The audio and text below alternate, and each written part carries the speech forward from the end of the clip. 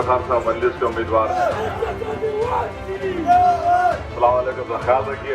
मंजिस के उम्मीदवार है जुल्फ़िकार साहब, माफ करना फोन।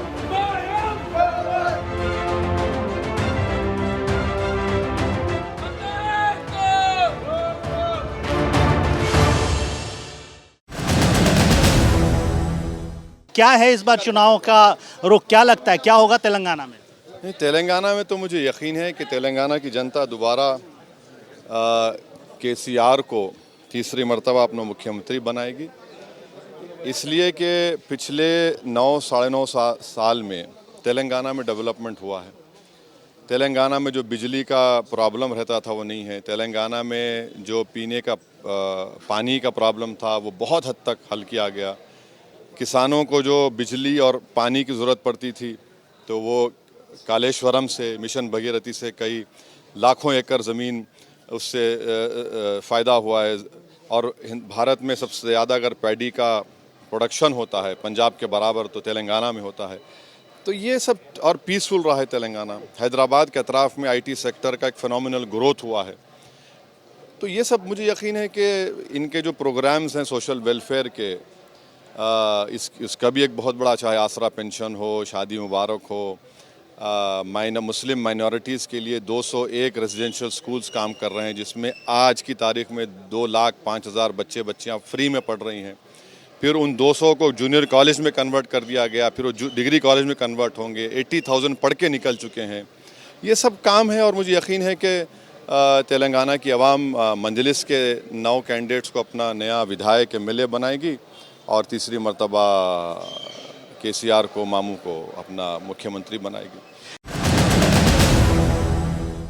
अब कांग्रेस के स्टार कैंपेनर हैं, एमपी हैं, वो आरोप लगाते हैं कि आप तो पैसे लेकर चुनाव लड़ते हैं। एक उर्दू का शेर है, तुम जिसके दोस्त हुए दुश्मन आसमां क्यों हुए। समझे ना आप? तो इनकी दोस्ती जो है, ये दोस्ती करते हैं मगर असल में दुश्मनी करते हैं। और ये जो आप बात कर रहे हैं राहुल गांधी की, या तो उनको सियासी सूझबूझ नहीं है या उनको भी अभी तक पॉलिटिकल मैच्योरिटी पैदा नहीं हुई है। और यकीनन वो इसलिए बोल रहे हैं कि वो समझते हैं कि मैं नेहरू परिवार का हूं तो मैं एंटाइटलमेंट है, मैं किसको चाहे बोल सकता हूं। मैं राहुल गांधी को कह रहा हूं कि भाड़ में जाए तुम्हारा ख़ानदान और पानदान। ये नया देश है, कोई भी अपने बाप दादा के नाम पर नहीं जी सकता। इस देश में काम करना पड़ता है। और अगर हमने पैसे लिए तो तुमको शर्म आनी चाहिए कि तुमने हमको क्यों दिए। जब न्यूक्लियर डील में हम पैसे तुमने दिए क्या हमको? क्या तुमने हमको किरण कुमार रेड्डी गवर्नमेंट बचाने के पैसे दिए थे क्या? राहुल गांधी हर चीज़ को पैसों की दूरबीन से, ऐनक से देखते हैं। हम जो चीज़ को देखते हैं ना, वो मोहब्बत, ईसार और क़ुरबानी के जज्बे से देखते हैं। हमारा ये कमिटमेंट रहा, ये काम करने का तरीक़ा रहा। तो इनका ये तरीक़ा रहा, बस जहाँ जाते हैं पैसे। अरे भाई, तुम्हारे पास बीजेपी के लोग आ गए, तुम्हारा सदर तेलंगाना को भी आरएसएस का है, उनको नज़र नहीं आता। तो ये उनको समझ भी नहीं आता और भाषण में अनाप शनाप बोलते हैं। उनको जो लिखने वाले हैं उनका ये काम है कि भैया ज़रा इसको समझाओ। तुम लोग जो स्टेनोग्राफर हैं कि आसाम में लड़ लिए, त्रिपुरा में लड़ लिए, हम गए लड़े ही नहीं। मैं बोलते रहते हैं मगर हमको कोई फ़र्क नहीं पड़ता। राहुल गांधी अमेठी हारे थे, क्या स्मृति ईरानी से तुमने डील की थी क्या? कितने पैसे लिए स्मृति ईरानी से? 2 चुनाव 2019 का तुम हार गए, कितने पैसे लिए तुमने भी मोदी से? हर चीज़ का है ना, ये आदमी का कैलिबर मालूम होता है। जो इंसान हर चीज़ को पैसे की नज़र से देखता है, मोहब्बत के जज्बे से नहीं।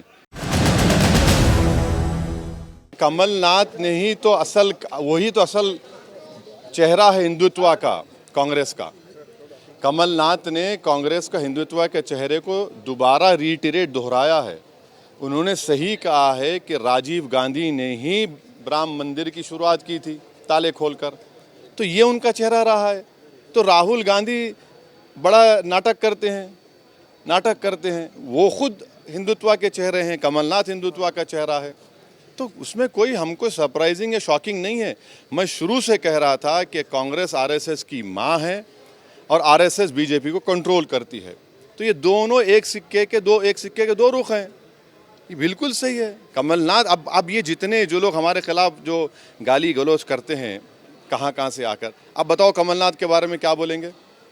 कमलनाथ ने तो अब कांग्रेस का असली चेहरा जनता के सामने रख दिया। चुनाव का मुद्दा नहीं है ये। ये मुद्दा इंसानियत का मुद्दा है। ये मुद्दा इसलिए है क्योंकि भारत ने हमेशा फ़लस्तीन, आज़ाद फ़लस्तीन मुल्क की बात की है।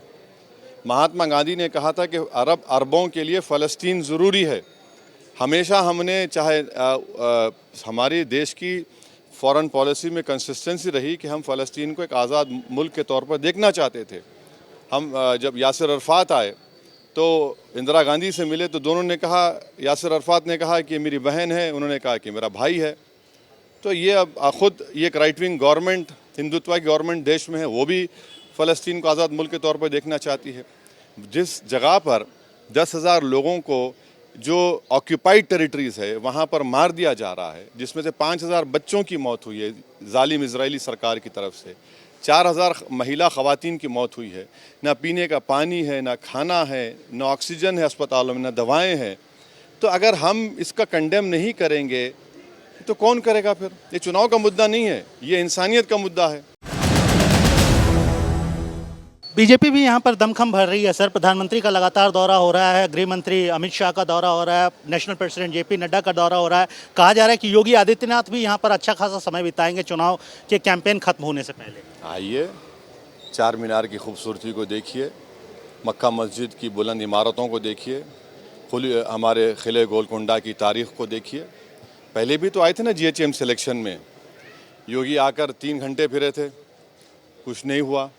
अमित शाह आए थे, राजमोहन जीत गया, गौस साहिल जीत गए। आना चाहिए, क्यों नहीं आ रहे? बीजेपी को हम हराएंगे, कांग्रेस को भी हराएंगे इंशाअल्लाह ताला। मुझे यकीन है तेलंगाना की जनता ये फैसला कर चुकी है कि ना हम बीजेपी और कांग्रेस का साथ देंगे। आना चाहिए, आएंगे, सब आ रहे हैं, तो किसी को रोक तो नहीं सकते आप। जमहूरियत है, आकर बोलिए, अपनी जो बात करना है करिए। लेकिन वो तो आरोप लगाते हैं कि कार का स्टीयरिंग MIM के पास है, आपका चुनाव चिन्ह पतंग है लेकिन स्टीयरिंग आपके हाथ में थमा रखी है। नहीं, देखिए, हमारी गाड़ी माशाल्लाह अच्छी है। हमारे पास जो भी गाड़ी है टूटी फुटी है, अच्छी है, बड़ी है, हमारी गाड़ी है। ये एक बेचारों को एक किस्म से बीमारी हो चुकी है। मोदी जी आते हैं, कार का स्टीयरिंग ओवैसी के हाथ में है। ये राहुल गांधी आता, ये B टीम है। ये 28 तारीख तक दोनों यही बोलेंगे। अब खवाली एक ही चलने वाली है, स्टीयरिंग मेरे हाथ में है, मैं B टीम हूँ, दूसरी खवाली तो होने वाली नहीं है। तो हमारा ही नाम गाकर ये लोग जनता को बोलेंगे वोट दो, तो जनता बोलेगी भाई जिसको दूल्हा बना रहे हैं वो कह रहा है कि KCR को दूल्हा बनाओ तो वही अच्छे होंगे। तो बोलना चाहिए, बोल रहे हैं, देख रही है। 28 तारीख तक हम बोल चुके हैं ना कि सिर्फ B टीम और स्टीयरिंग मेरे हाथ में चलने वाला है, तो दूसरा तो कुछ है ही नहीं बीजेपी के कांग्रेस को दिखाने के लिए। आप KCR साहब को, जो मुख्यमंत्री हैं, BRS के प्रमुख हैं, मामू बोलते हैं, उसके पीछे क्या लॉजिक है? नहीं, लॉजिक नहीं है। हैदराबाद में कहावत है कि नए मामू से अच्छे नकटे मामू अच्छे। तो वो एक अनपार्लियामेंट्री नहीं है, वो कहावत है कि नए मामू की ज़रूरत नहीं, जो पुराने मामू अच्छे हैं उनको बरकरार रखो। तो इसलिए हम उनको मामू बोलते हैं। और मामू 9 साल में काम किए ना भाई। देखिए, हैदराबाद 9 साल में सिर्फ भैंसा में कर्फ्यू हुआ और कोविड के दौरान कर्फ्यू हुआ, शहर में कहीं कर्फ्यू नहीं हुआ। जिससे हम आप और एक जिस इलाके में यहाँ पर हम खड़े हैं, इस इलाके का एक बहुत बड़ा हिस्सा जो है कमर्शियल एरिया जो है यही इलाका है, पत्थरगट्टी हो, अतराफ के इलाके, यहाँ पर कोई कर्फ्यू नहीं हुआ। और जब कोविड हुआ था तो आप अंदाज़ा नहीं कर सकते कि कितनी तकलीफ़ में लोग थे। तो अमन रहा है, काम हो रहा है, मेट्रो का काम हो रहा है, और 2 लाख के करीब अल्पसंख्यक समाज के बच्चियां फ्री में रेजिडेंशियल स्कूल में पढ़ रहे हैं। ये सब चीज़ें हैं, शादी मुबारक के चेक्स दिए जा रहे हैं।